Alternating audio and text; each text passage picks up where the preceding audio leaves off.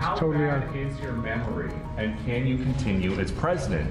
My memory is so bad, I let you speak. Breaking news, President Biden firing back at reporters questioning his mental fitness after a special counsel report called his memory into question. We're examining the concerns over the president's mental state. The crime fight takes center stage in Baltimore and Annapolis. Mayor Scott announcing expansions for his violence reduction strategy. Why one community leader says the mayor isn't being honest about GVRS. GVRS, Safe Streets, ceasefire, none of them have been here. Plus, an intense debate as state lawmakers address juvenile crime. All communities deserve justice. The polarizing opinions on how to tackle the ongoing crisis. City Council President Nick Mosby apologizing to voters for his past dishonesties in an interview you're seeing first on Fox, how he's trying to win back the public's trust. Why did you lie to the public? Gunfire erupts, leaving 2 dead, all caught on camera. A closer look at the exclusive video and who police are looking for. Live from WBFF in Baltimore, this is Fox 45 News at 10.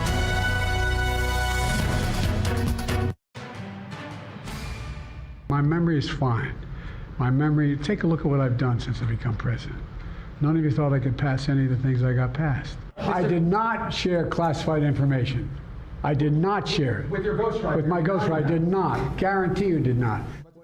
Good evening, everybody. I'm Mary Bubala. Kai is off tonight. President Joe Biden getting heated while addressing a special counsel report into classified documents found at the president's private home and office. The report found evidence the president kept and shared classified information while he was a private citizen, but did not bring any criminal charges against him. The report did raise serious concerns about the president's mental fitness, saying his memory was significantly limited during interviews. It detailed the president did not remember when his son Beau died, nor the years when he was vice president. In the report, special counsel Robert Hur described President Biden as a well-meaning elderly man with a poor memory. The president firing back tonight, insisting his memory is fine and pointing to his accomplishments as president.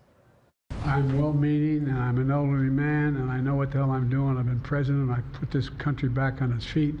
I don't need his recommendation.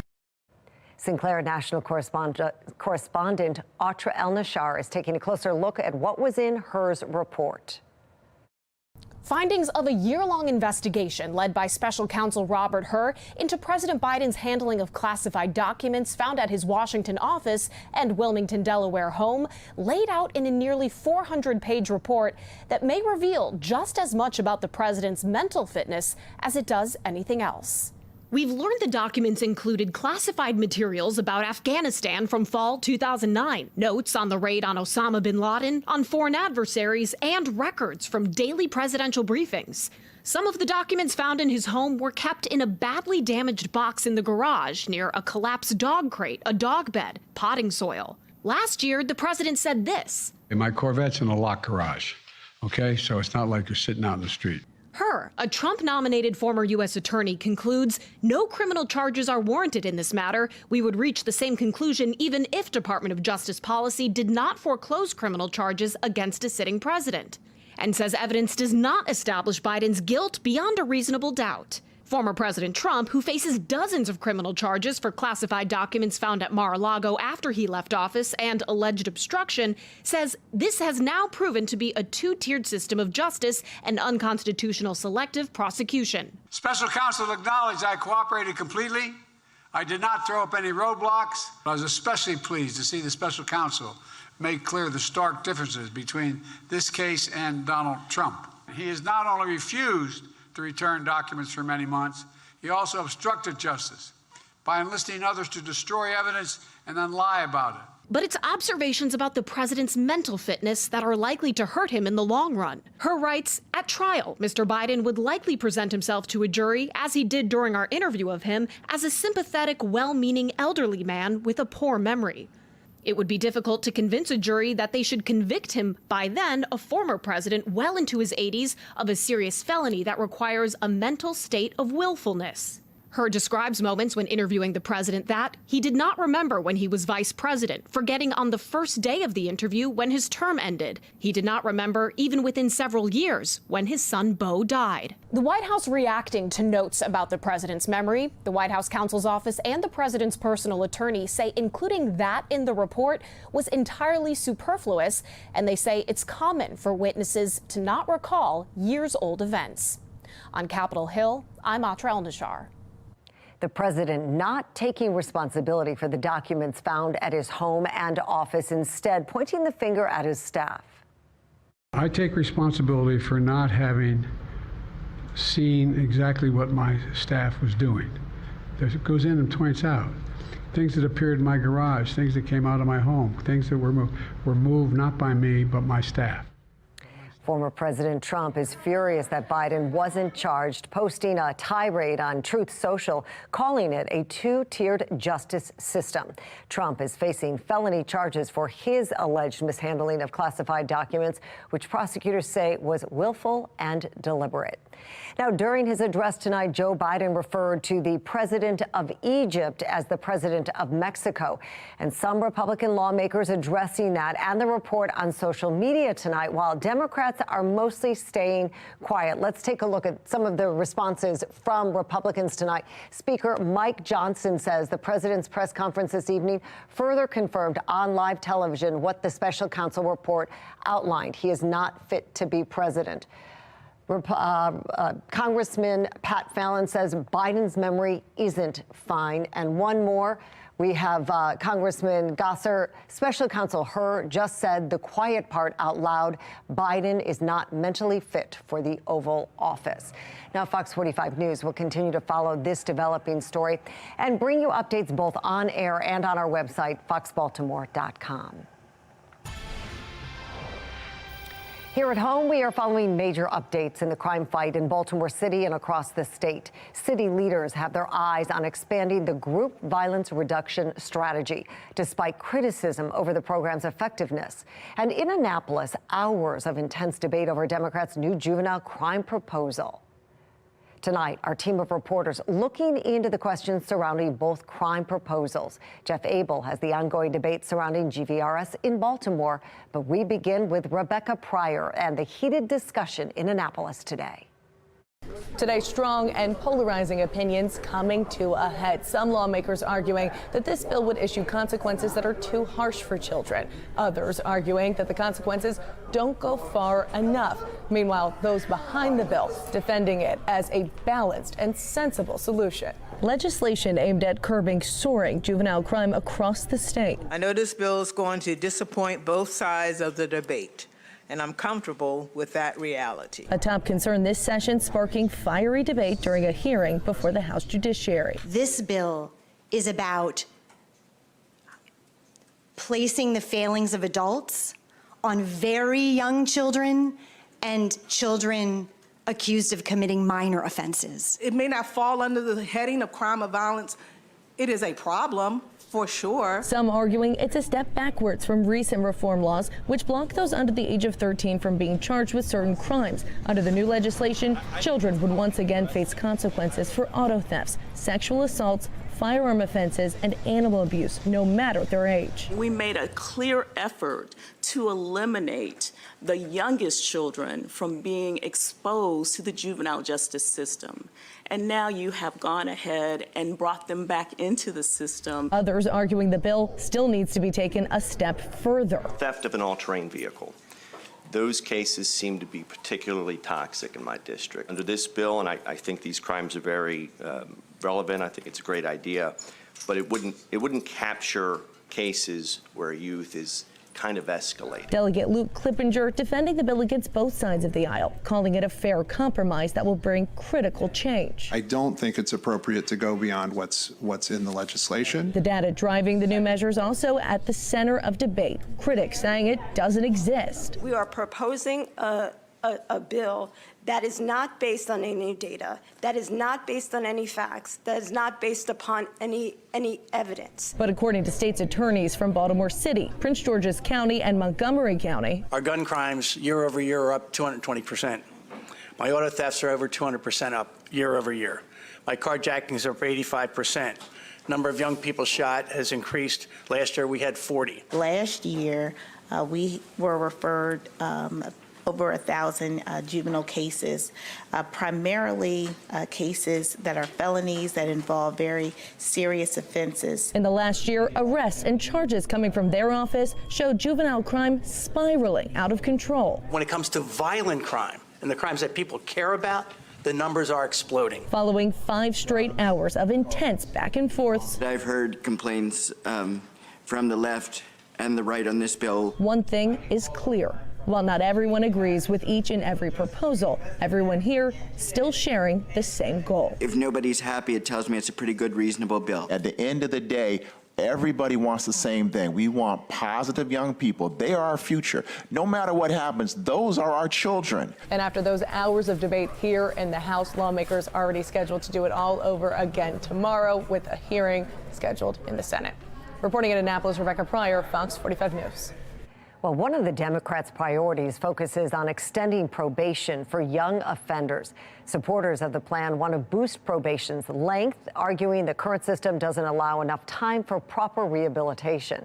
They also want to give judges and state's attorneys more discretion over when a child should be kept on probation and when they should be released. Because sometimes we have parents who call us and say, I don't know what to do, he's not listening, and our hands are tied because we don't have any response other than to set yet another hearing where the child is told by the magistrate or the judge, yet again, you have to follow the rules of probation, and the child has no response. Public defenders pushed back, arguing the current system under the Juvenile Justice Reform Act allows children a fair chance to leave probation on good behavior. Now, probation has been a point of contention between lawmakers and Juvenile Services Secretary Vincent Schiraldi. He has argued against probation completely, saying he doesn't believe it makes somebody less likely to commit another crime. Yesterday, we asked you, do you trust Vincent Schiraldi to run DJS? 98% of those who voted said no. Here in Baltimore, city leaders are doubling down on the controversial group violence reduction strategy. Fox 45's Jeff Abel looks into the city's plan to expand and why some have lingering questions. Well, the city came armed with a study today showing that its group violence reduction strategy is having an impact. But some longtime community leaders tonight are hardly willing to accept it. I have not seen not one of those folks here. As president of the largest community in the city's Western District, Doc Cheatham knows who's fighting crime and who's not fighting crime. I've not seen GVRS, Safe Streets, Ceasefire, We Are Us. None of them have been here. The program is having a clear impact. At a news conference this afternoon, city leaders touted the success of one of their crime-fighting strategies, which was launched in the Western District 2 years ago. The group violence reduction strategy provides services to those who show the potential of committing crimes. Researchers who studied the first year and a half of the program estimate it's helped reduce homicides by 25%. We estimate that GVRS contributed to approximately 60 fewer homicide and shooting victims in the Western. But what city leaders failed to mention is that the Western District ended last year with more homicides than any other district in the city.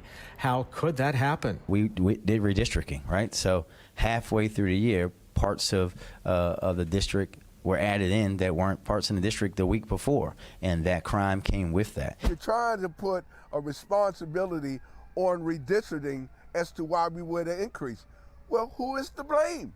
Who do we blame that you redistrict and our homicides went up? We're ready to continue moving forward. The city is now preparing to move GVRS into the Eastern District.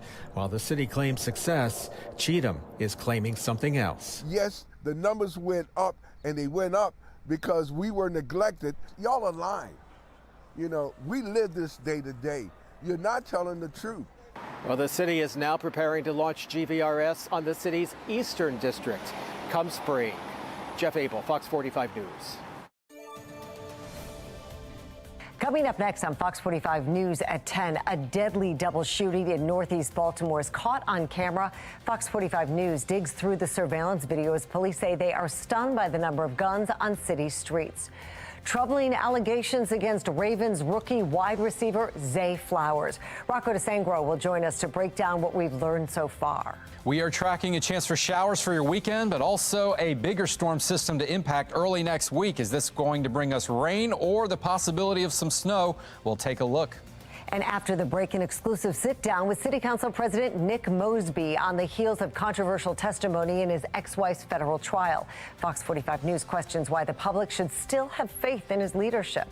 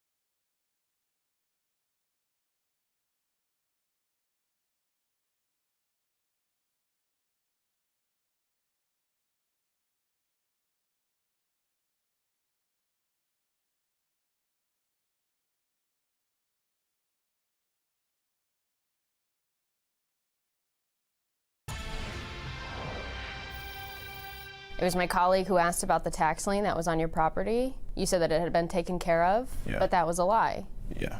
Why did you lie to the public?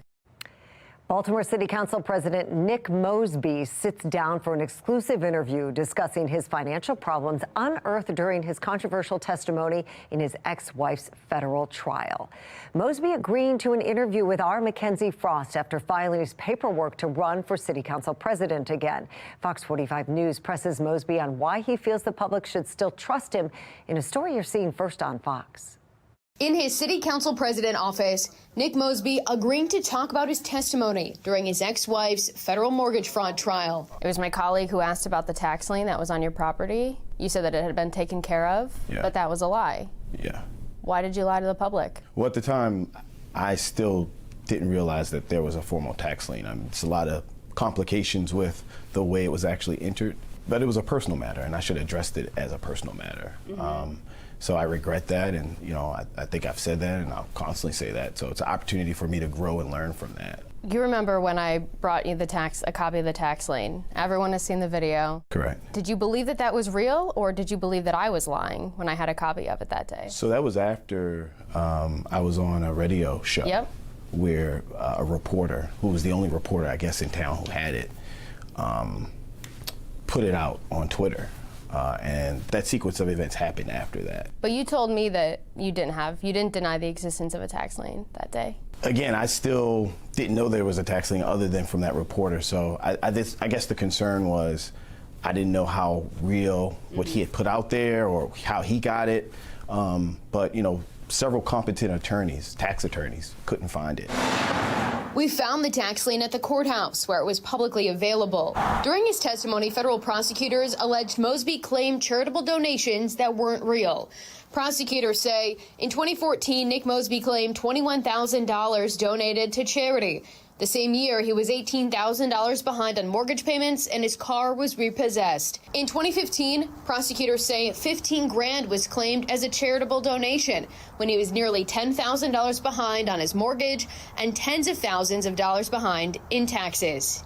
Did you give the 20-some thousand dollars to charities over the years when the federal government says you didn't? Taxes are a personal matter. I use a paid professional tax preparer to do my taxes. I'm not a tax preparer, so I've been open and honest throughout this entire process. That information has been with the federal government for several years now. This was the first time that I've heard that, like you heard it. But again, I was open and honest in court, and I'll continue to be open and honest about the situation. If you're open and honest about it, tell the people of Baltimore, did you donate that money to charity or not? So charitable donations is more than just donations, but what I will say is I used a paid professional tax preparer that I paid to do my taxes and provide the information, and it's ultimately what came out of it. And as president of the city council, Mosby says one of his biggest accomplishments during his first term as council president centers around professionalizing the council. Yeah. How can you professionalize the city office when your personal life is the way it is? So I think that voters are human, and they know that we all have challenges. They know that we all make mistakes. I was 33, 34 years old at the time, really aggressively going after something that was a dream of mine, to become mayor of Baltimore. Is that still your dream? It's my dream to serve the citizens of Baltimore, but at the time, to really go after and support the citizens of Baltimore in the way that I thought was best. And it created some financial challenges for me, and really some consequences that I never intended. Mosby is falling behind in fundraising for his re-election efforts. The latest reports show he has just over $180,000 in his campaign coffers. Zeke Cohen, seeking to unseat him, has pulled in more than $530 grand. And Shannon Sneed, another candidate, has $169,000 in the bank. They can raise all the money in the world that they want. They don't have the legislative record that I have. They haven't come and shown up in the way that I've constantly shown up for a city that I love. They're not from Baltimore. They're not by Baltimore. I am. And I think voters really see that and see through that. They also didn't get on those stand under oath and admit to lying to the public. Correct. So that takes a lot, because you don't have to. I didn't plead the fifth. I got on stand. I was a man of what happened 10 years ago. I talked about it. And I think that was my duty. I've been responsive and transparent throughout that entire process. But I did not have to be. I did that because it was the right thing to do. Can the voters trust that you won't lie to them again? I think the voters do trust that and know who I am. They know my integrity. They know my character. In Baltimore, Mackenzie Frost, Fox 45 News. That brings us to our question of the day. If the election were held today, would you vote to re-elect Nick Mosby as city council president? So far, 96% of people who voted say no. To make your voice heard, head to foxbaltimore.com/vote. Neighbors call 911 after witnessing a woman running through the streets yelling for help. I'm Alexa Ashwell. Tonight on Maryland's Most Wanted, how a Christmas morning almost turned deadly and the search for this man. Some tense moments as a school bus flips on its side in Howard County this afternoon, leaving several students injured. What we're learning about the crash.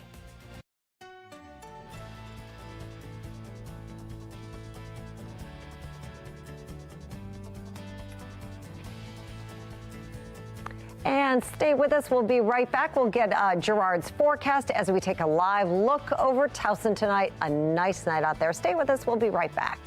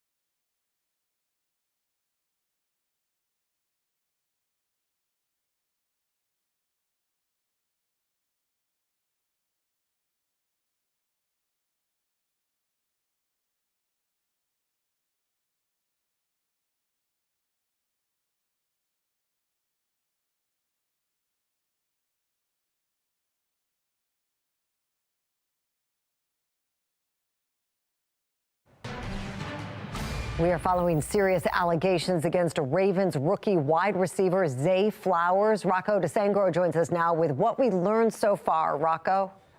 Yeah, Mary, FOX45 News can confirm tonight that Baltimore County Police are investigating an alleged domestic assault involving Zay Flowers at his residence in Owings Mills before the AFC Championship game between the Ravens and Kansas City Chiefs. And that's about all we know at this point in time. The Ravens selected Flowers with the 22nd overall pick in the 2023 draft, and he's coming off a stellar rookie campaign, leading the Ravens in receptions, reception yards, targets, and yards after the catch. The team is aware of the allegations at this point in time and sent us the following statement. That statement from a Ravens spokesperson reads, quote, "We are aware of the report regarding Zay Flowers. We take these matters seriously and will have no further comment at this time." While Flowers has not been charged with a crime, keep in mind the Ravens have a zero-tolerance policy when it comes to domestic violence. It will be an interesting offseason for the team in this incident, especially considering the past. Guys. Rocco, thanks. A deadly double shooting caught on camera outside a 7-Eleven. A closer look at this video and why it's raising fresh concerns among police. Got my voice working again here. All right, tonight's going to be a pretty nice one. Around 38 degrees, not bad, and I think tomorrow is going to be just fine. We're going to be a little bit warmer as we head through tomorrow as well, but we're tracking some weekend showers before our next storm system hits early next week. Will that be a rain or snow event? That is a big question we're going to address coming up.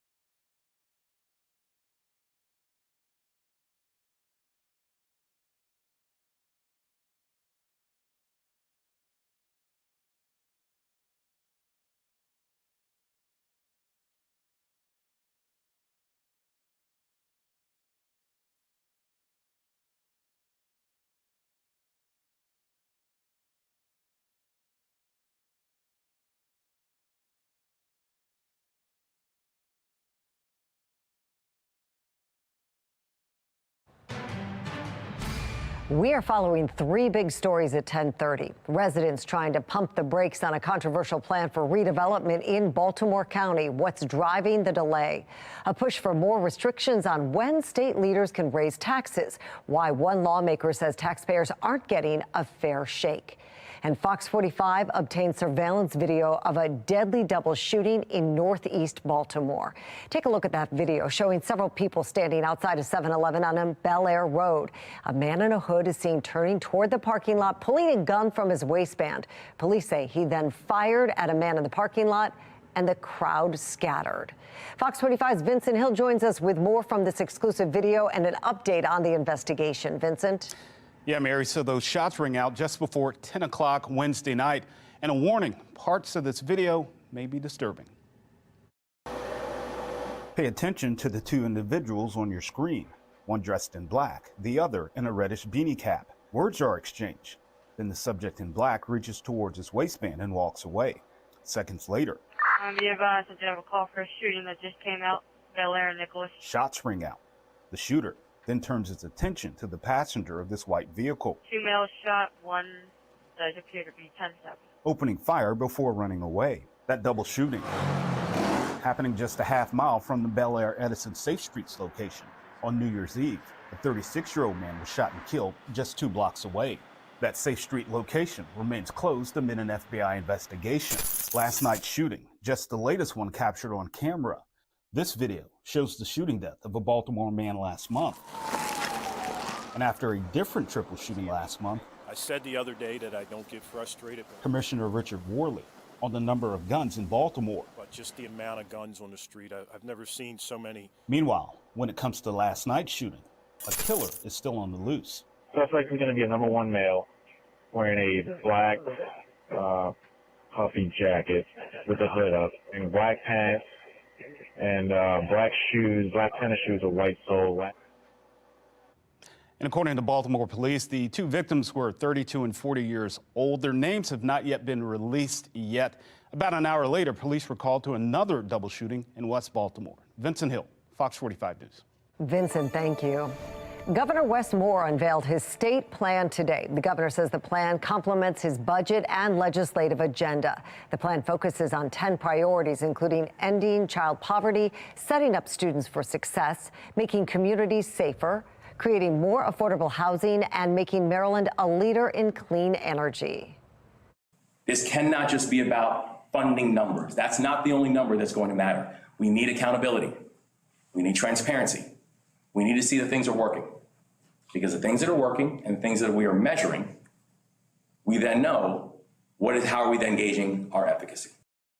Well, many critics have been wary of the governor's spending as the state faces a $1.8 billion budget deficit by the end of the decade. Tonight, one lawmaker is working to make sure the cost isn't passed on to Marylanders without legislative approval. Fox 45's Keith Daniels joins us live with a closer look at a new bill. Keith?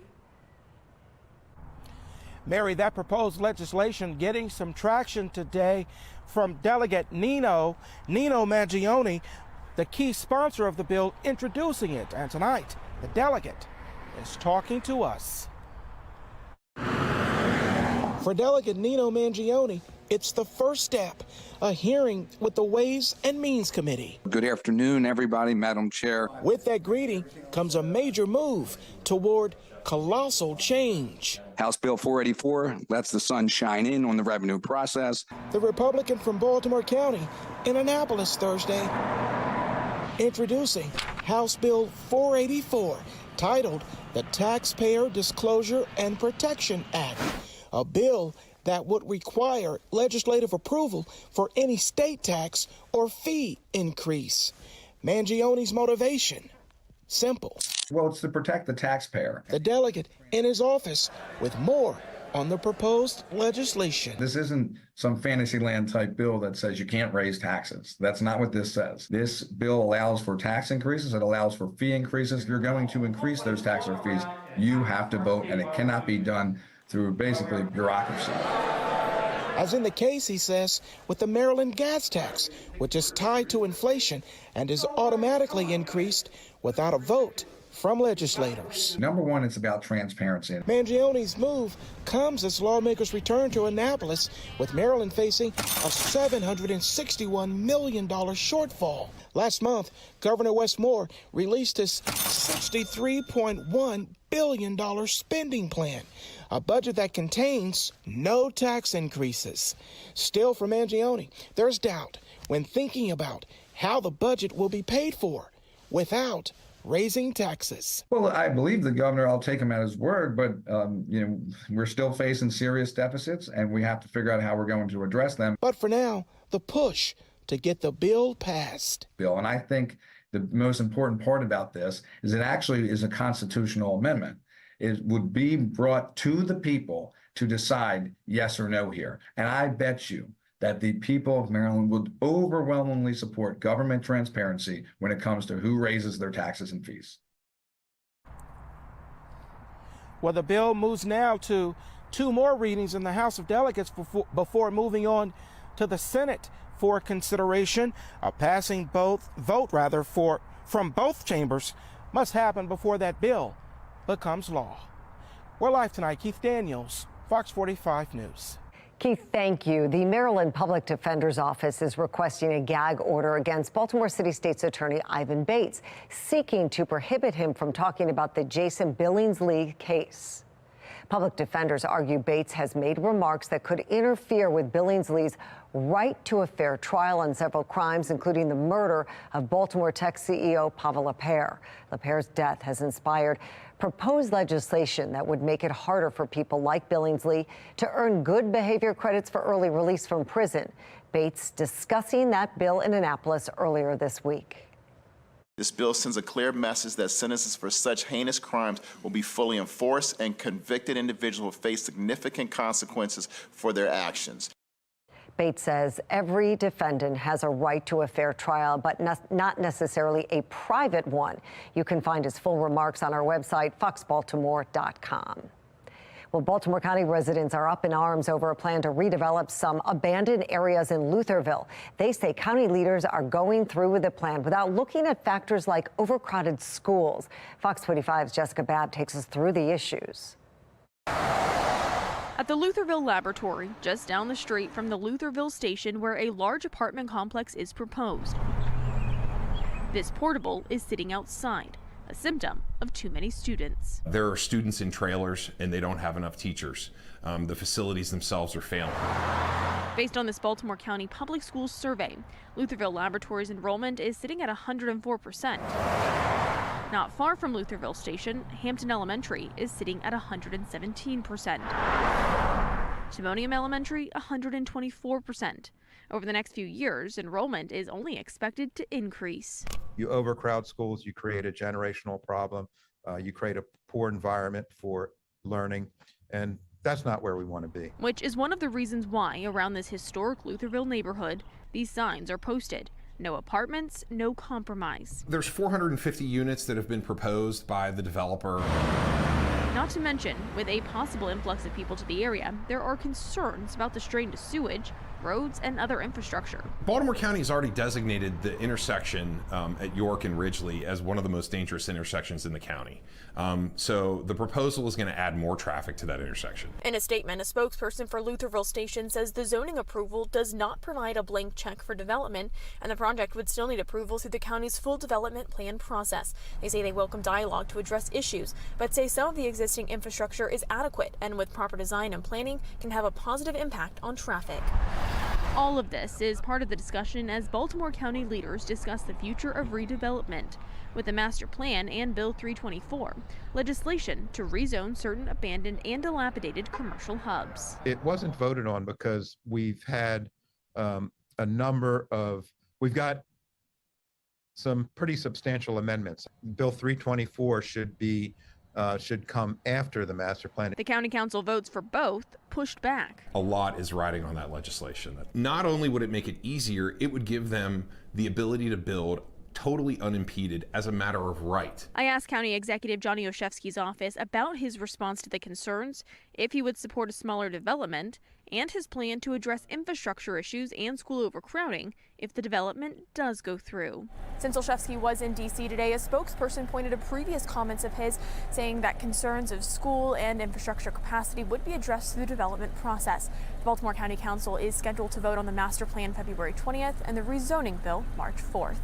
In Baltimore County, Jessica Babb, Fox 45 News. 4 students are hurt after a bus overturns in Columbia this afternoon. Police say the bus was driving northbound on Old Columbia Road in Howard County when it left the road and flipped on its side. Police say 2 boys and 2 girls between the ages of 11 and 14 were brought to the hospital. They are expected to be okay.